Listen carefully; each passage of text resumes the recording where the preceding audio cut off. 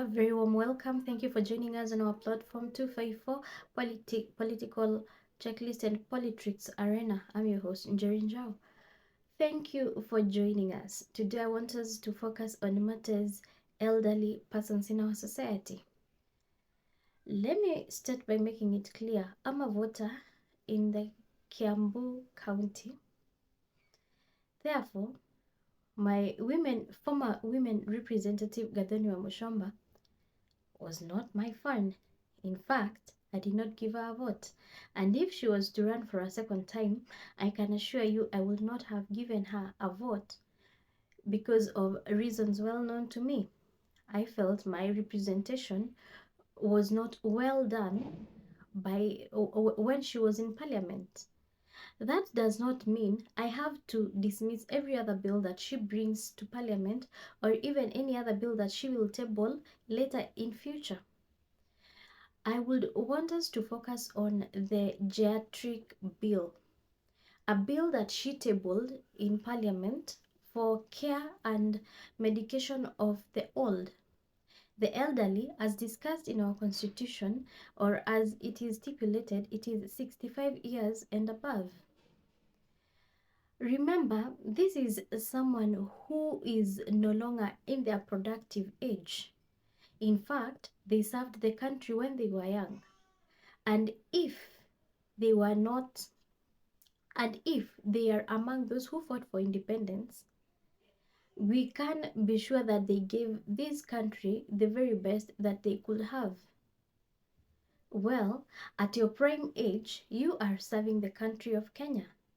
What will happen when you get to that cut mark of 65 years? Would you want the government to leave you in your less productive age when you do not have the energy and the health to continue suffering? Is that what our leaders are calling representation of the people? We have seen in the recent past, these elderly people during elections, they are wheeled or some are carried juu kwa juu to go and vote. But the moment the voting is done, we just consider a little care for the elderly. In fact, they termed it the last time at parliament, reasonable care for the elderly. This is a prime age where arthritis is likely to kick in and other illnesses that come with age. Our parliamentarians. As a daughter of this nation, I would want to pose a question to you. Do you think you're going to remain young forever? Do you think everybody else can take good care of their elderly parents like you do because you have the opportunity?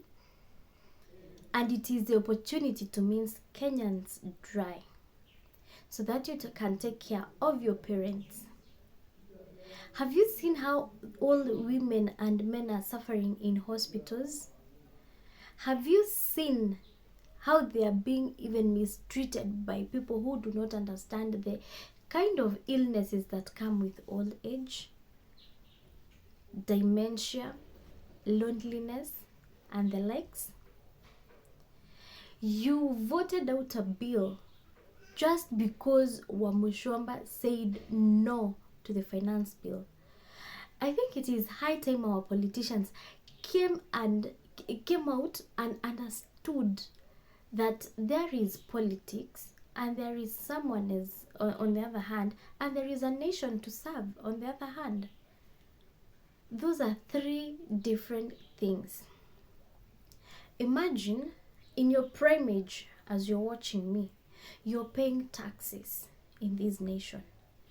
Wamuchomba had a bill, I think around 4 months ago. And the bill was saying once someone attains the age of 65, if you are employed, your boss should continue. Let's say your boss is paying around 600 for you, na unadidaktiwa a little amount of money. Say, what if the boss continue paying like 200 shillings while the government pays the other 300 shillings?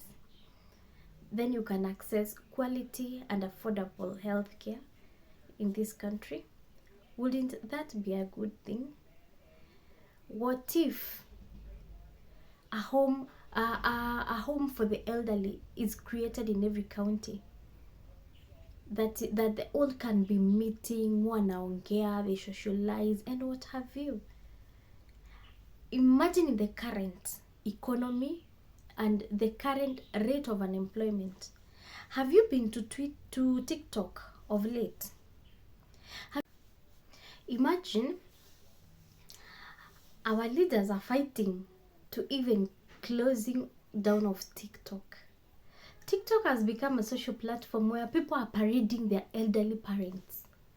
Parents they cannot help. They are helpless.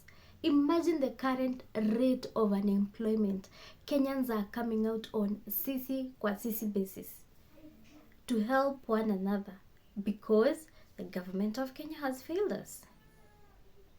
The government of Kenya has failed the elderly. Is it right? Is it fair? Is it dignified? We are talking of affordable housing. Hiyo inakuja kusaidia kina nani? To whose benefit is that thing?